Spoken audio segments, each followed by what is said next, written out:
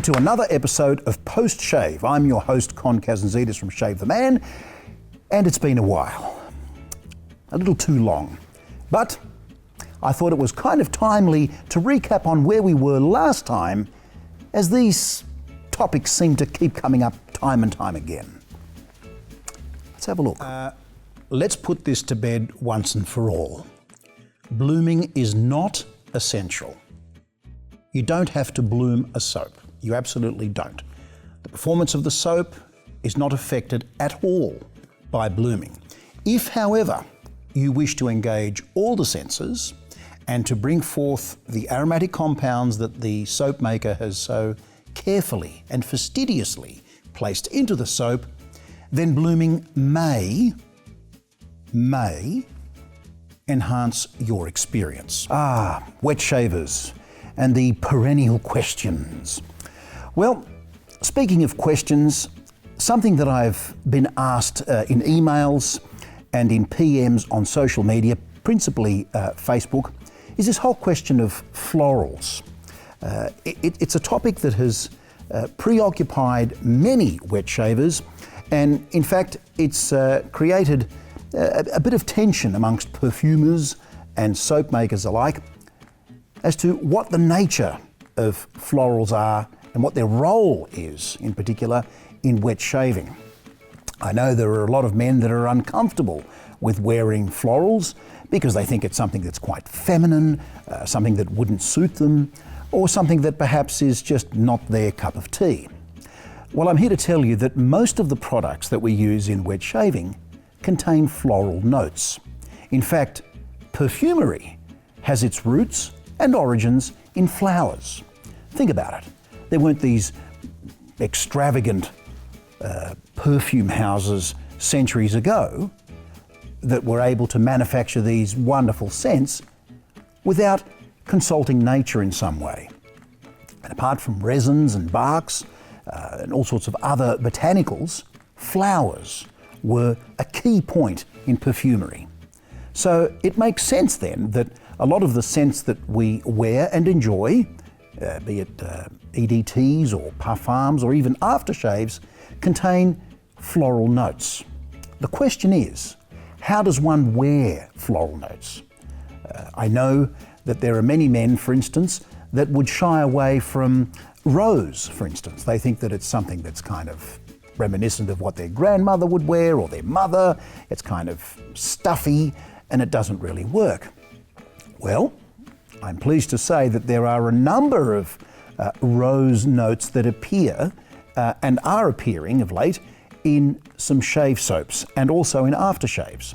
So I would be a little bit reluctant to push aside the floral notes that appear in products.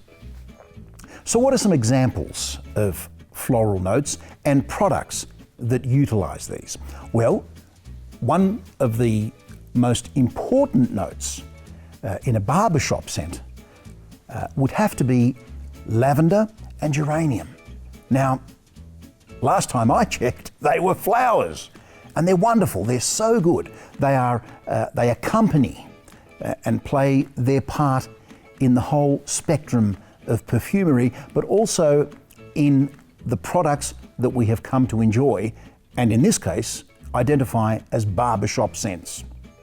So whether we know it or not, we're probably wearing a lot of floral scents which support other more deeper and woodier notes like your sandalwoods and your cedars, which everyone almost immediately identifies as being masculine, but these alone wouldn't really be expressed in ways that the manufacturer or the artisan wants. So I think the floral is what creates that bit part in the theatre that is scent.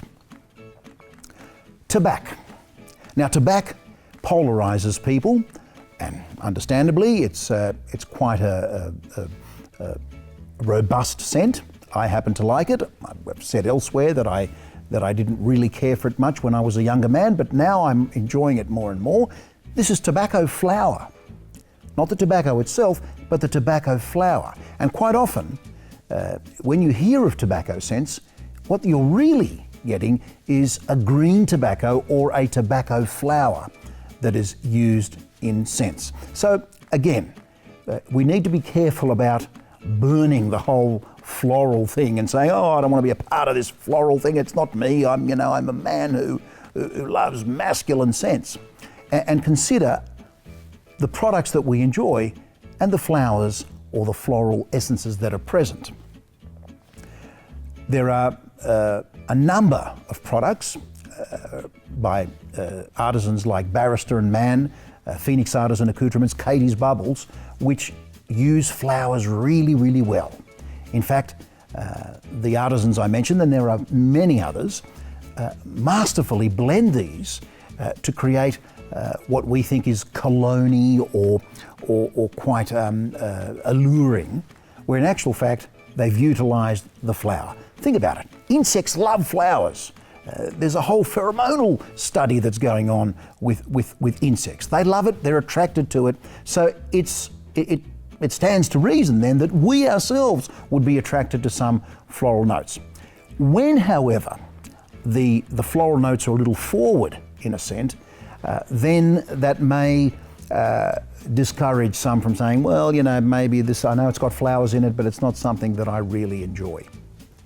As I said, let's have a look at some examples.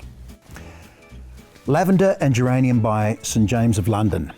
This is barbershop, but it's also something which is quite soothing for the skin. Of course, we all know that lavender has a calming effect, and the geranium is very, very good for reducing irritation. Again, flowers.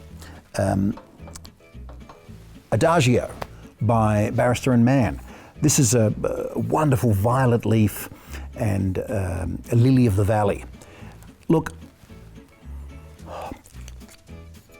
it takes a certain man to be able to carry off this thing, this whole floral thing. I mean, as I said earlier, we wear flowers without realising it. But when the expression is a little more forward, in other words, if there's a floral expression which is a little more forward, then it takes a certain confidence, if you like. And if you're the sort of guy that doesn't matter walking through the day smelling as complex as these scents do, the ones that are floral forward, then I think you'll get a lot of enjoyment out of them. Something like Dapper Docks with lilac and fig. Now, whoever has smelt this, the very first time I enjoy watching people's reactions, they say, oh my God, what is that? It's lilac. Now, lilac is also used in a lot of barbershop scents. In fact, there are a number of barbershops suppliers that will do a straight up lilac aftershave. It's wonderful, beautiful stuff. Again, it's a flower, right? So think carefully about what you want to project through the day. Is it something that you're going to be wearing at the office or work? Is it something that's for the evening? Now, if it's an evening kind of scent, I would be looking at something where it may give you an initial burst of floral, or usually citrus, and then it's supported by these deeper, darker woods and resins. So these darker notes that come through, your ambers and all that sort of stuff. None of these scents live in a vacuum. They do not live in isolation. They work together. It's a symphony. So think about whether you're a floral guy or not. I confess I am. I probably wouldn't have said that 10 years ago, but hey. Okay guys, I'm back again. Send me your questions.